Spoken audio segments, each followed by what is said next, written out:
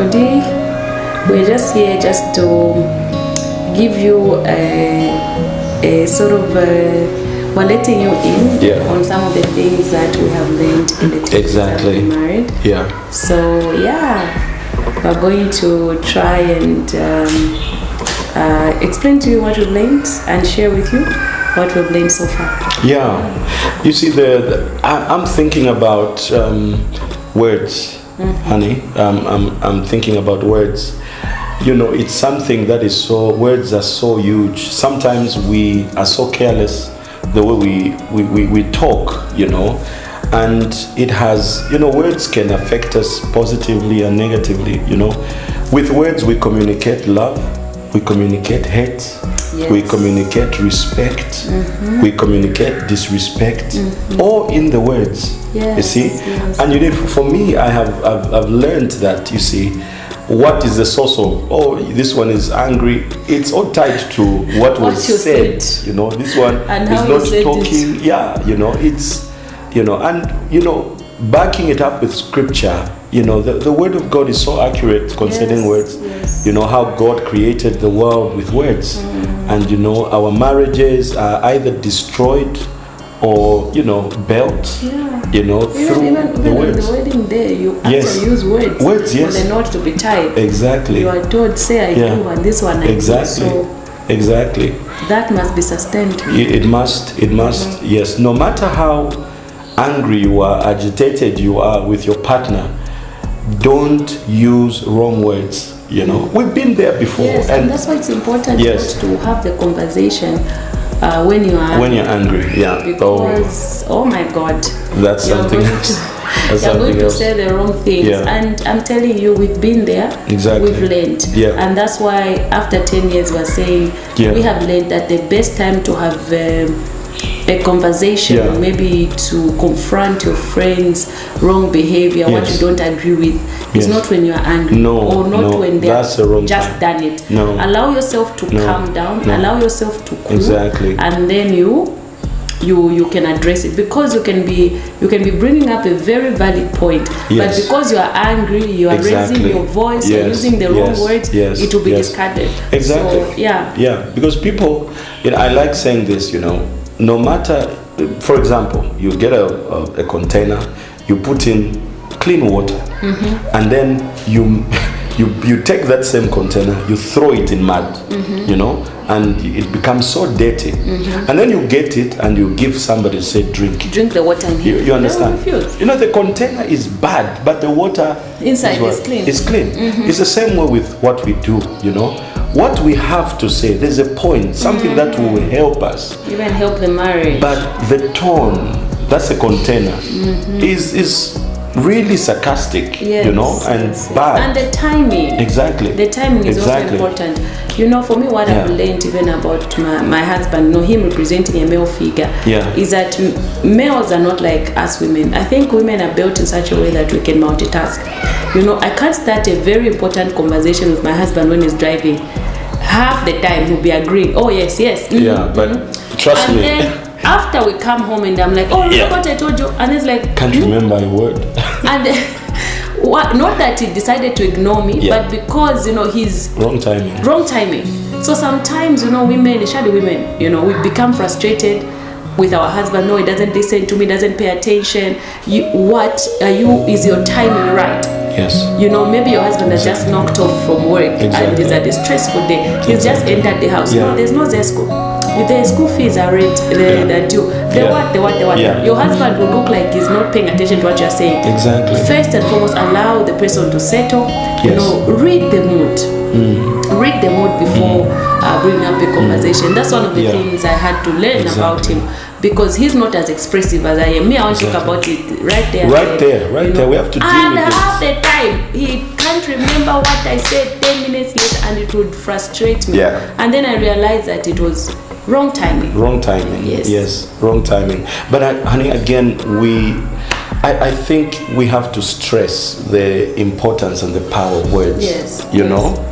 You know, because, you see, words can actually kill love.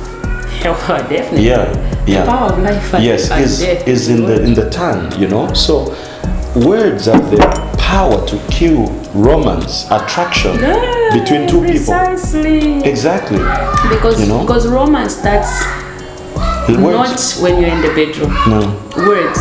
And for me, I was just telling, and it's very important for you to give each other feedback. Yeah. Don't just have a conversation with your husband or your wife whenever there's something wrong. Yeah. Why don't you have a conversation when they do something right? So start. And you praise them for that. Yes, you praise them for that. Because just there, that's where romance starts. You start sending each other texts. Yeah. Send him a text. Oh, you did that one better. You did this one better. Exactly. By the time we call it match builder. Exactly. Yeah. Oh yeah. We call it match builder. If you're a soccer fan, I hope you know what we're talking about. There's always a match build up. You can't just go into Mchiwaza and sometimes that's why you just have match build up. Yes. Oh, yes. You know what I mean? Yeah. You need to have a match build up. And one of the ways to have a match build up is words. Words, yes. Words of affirmation. Oh. You're looking good. Yeah. And you see, I love your mustache. Exactly. Though you're growing white hair by the day, but I love his mustache. We can solve. That's not a big problem. We put go black. Oh yeah. You see, problem solved. So.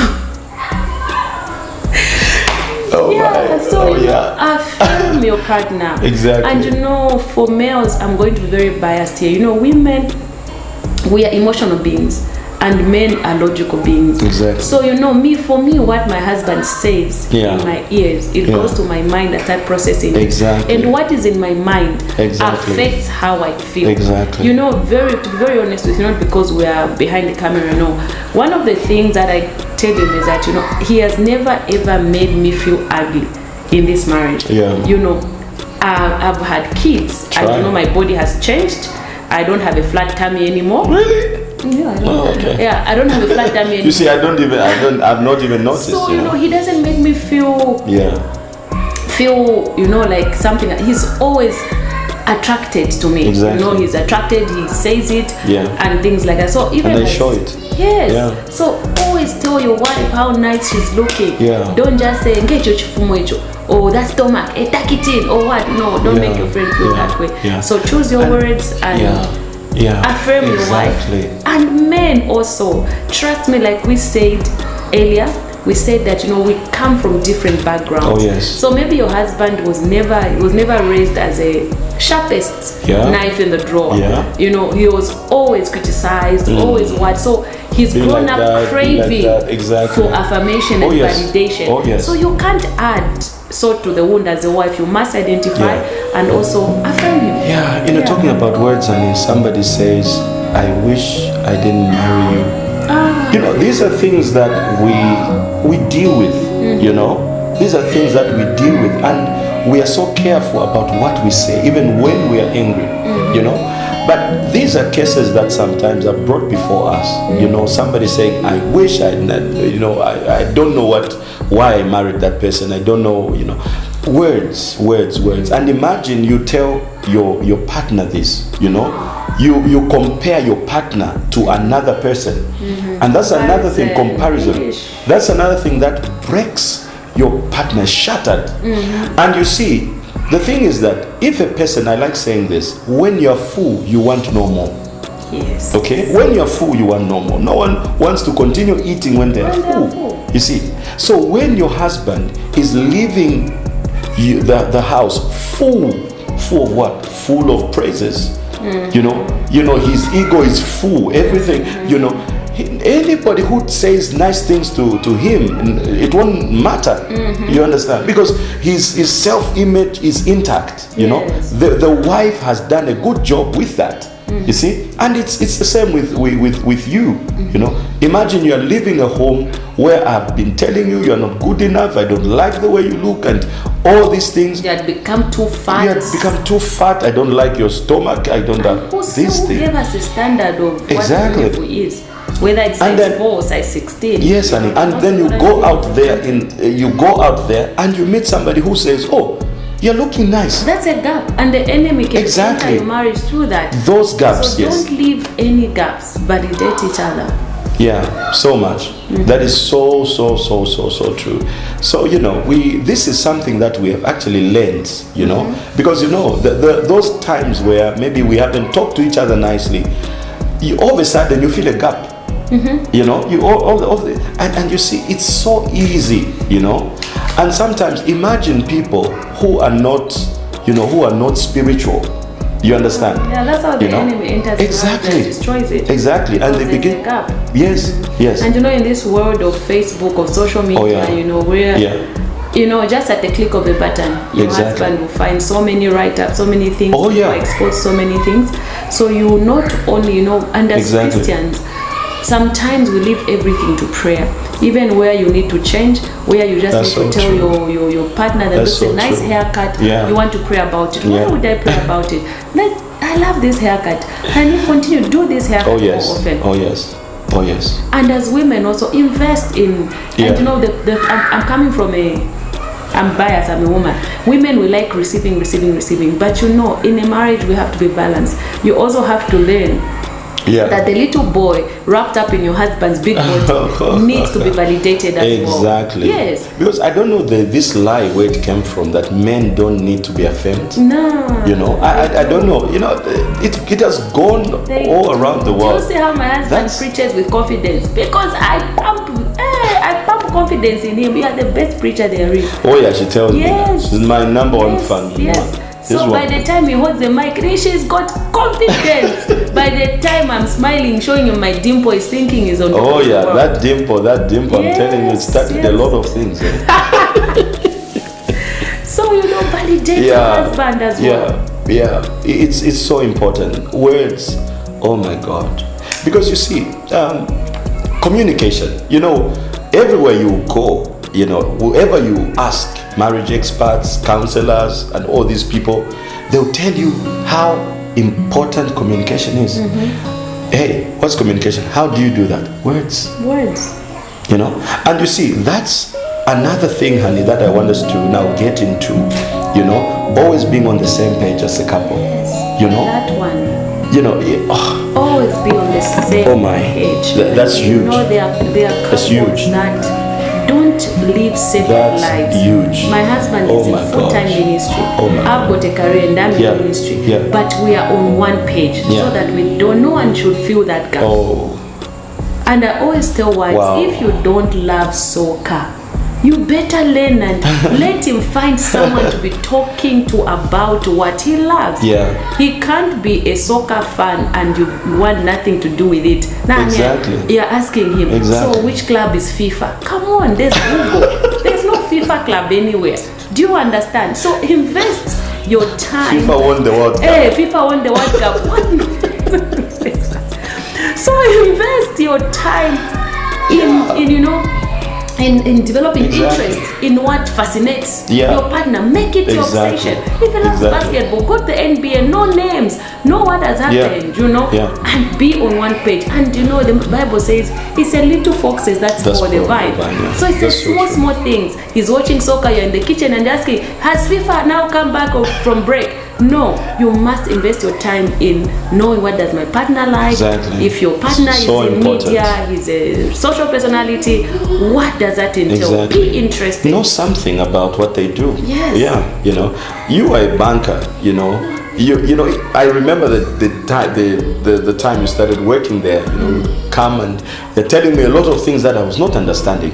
But I've just been nodding my head. I'm like, okay, just showing interest. Exactly. No, I knew you are confused. Yes, but over the years, you say something. I know what you're talking about. You see, because I was paying attention, trying to understand what you're saying, and obviously now you can talk to me about your work, and I'll comment. Yes, exactly. So be on one page. Exactly. Be on one page. Have one life. Don't have separate lives. Exactly. Supporting one another is also another. Wow, it falls into the same. That's being united. That's it. Unity. That's unity. Oh my God. By the way, I've got a book called The Spirit of Unity. It's a must-have if you don't have it. We talk about that in the book. How that you know, two people who are on the same page, who are looking, who have one opinion. That's another thing. That's what we talk about in the book. Having one opinion as a couple. Mind. It's very, very important. One mind. We're going this way. You know, it's, you know, just like the first man and the first woman were made naked. They were created naked.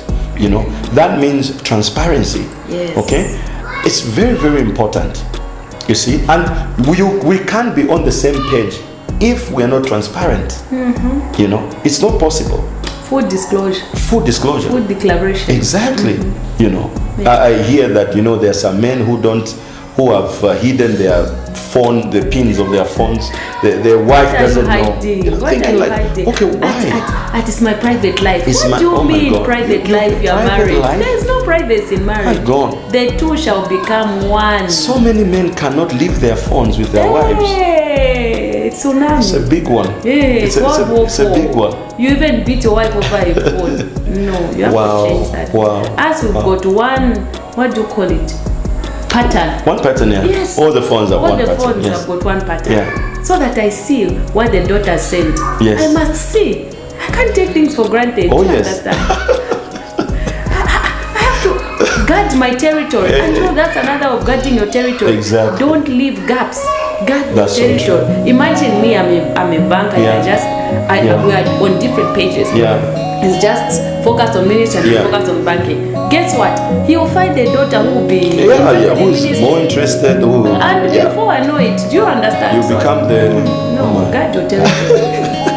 Guard your territory. That is so true. So, you know, it's very, very important for us to really understand these things. It's so important. You know, there are people who can't tell their partners. You know, there are things that they can't say anything to them. You know, they are doing things their partner doesn't know, and other people know, but not their partner.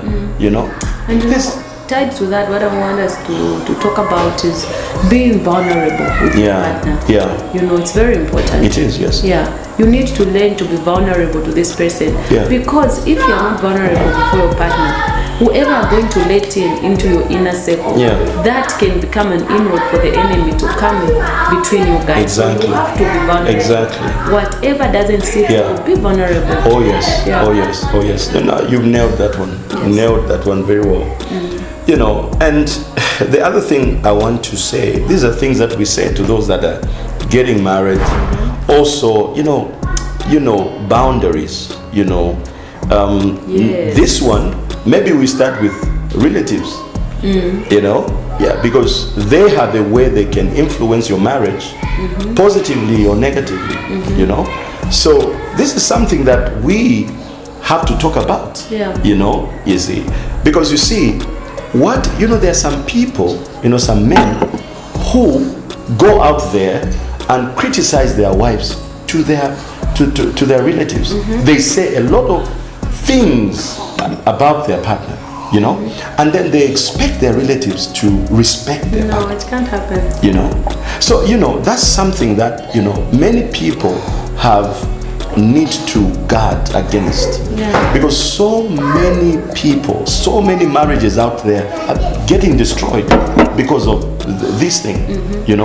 They talk about, they criticize, they say a lot of bad things about their, and that's something we have done well. Very well. You see, it's very, very important, because you guys will make up, and exactly, the other people on that page. Yes. Where you were. Yes. So it's very important to protect your partner. Exactly. So that means you need to protect your partner. Yeah. The way people look at your partner is up to you. It's up to you. Yeah. You are the one who determine how they look at your partner, by the information you give to them. You tell them, I'm suffering, I'm doing, they're going to hurt you. Yes. So there are these things, and all is, what are we talking about? All these is linked to what? Words. What are you saying about your partner to people? Yes. It is so important. Yes. So it's very, very important for us to to have a united front, like you like saying most of the times. Yes, we need to present a united front. Very important. It is. Because once you present gaps to say, okay, this one is displayed about this one. People take advantage, and you guys will make up. Yeah. And you'll be surprised why people are still talking about your wife the way you don't like. You presented that in your time of anger or disappointment. Yes. That's what I was saying. What we've learned is that you must learn to calm down before you make that fall to your brother, to your cousin, or to your friend. So important. Oh my God. So important. So always present a united front. And you see, honey, all the problems, anything that can arise in a marriage, you see, the answer is between a man and his wife. God is so wise. That is so important to understand. That is so important to understand. But many people, they kind of like, oh, okay, no, let me try to do this and this and this and this, and they expose their marriage. Yes, don't expose your marriage. Yeah, they expose it, and then there are a lot of people saying these things and whatever. Yeah. So, beloved, marriage is a very beautiful thing. It is. And it's a journey. It's a journey. Take the lessons. Yeah. And remember, the problem is not always your partner. Sometimes you have to change. Exactly. To inspire change in the other person. Exactly. For me, what helped me to change to be a better person is because my husband never used to judge me. Yeah. He never rushed the process. No. He never rushed me to be where he was. Yeah. Remember me, I married him when he was already a fully grown preacher. Yeah. Do you understand? And me, I was coming in at this. So you're not happy. There's I was like, oh, okay, Imagine. we started, Oh my God. She's the one I've chosen, and you're like, oh, I'm not worthy to date you, that kind of thing. Yeah, I wanted to make her feel loved. That's the most important thing I wanted to do. There are so many things we can talk about, but so far, that's what we can share for now of our 10 years journey. And we're still going. Happy and still rolling. I feel like I've just met this man just now. So keep learning, guys. And love is a beautiful thing. It is. It's hard work. You need to work on your marriage. Don't give up.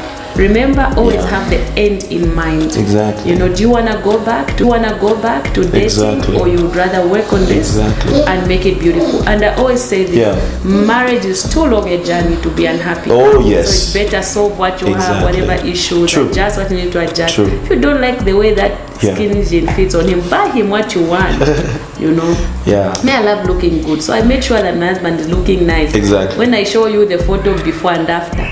East and West, but and maybe as we conclude, I also want to.